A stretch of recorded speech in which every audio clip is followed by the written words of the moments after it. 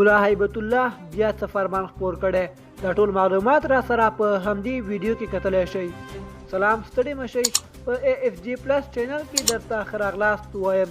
AFG پلس چینل تل ستاسو په چوپړ کې، نو همدا اوس درسره چینل سبسکرایب کړئ.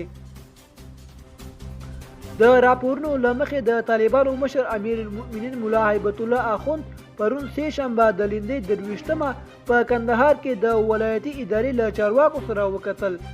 د هغه خبر له مخې چې باختر دولتي خبري اژانس پرون خپور کړی، مولا هیبت الله اخوند پرون سهار د کندهار د ادارې له مسؤلینو سره وکتل او هغوی ته ځینې سپارښتنې ورکړې.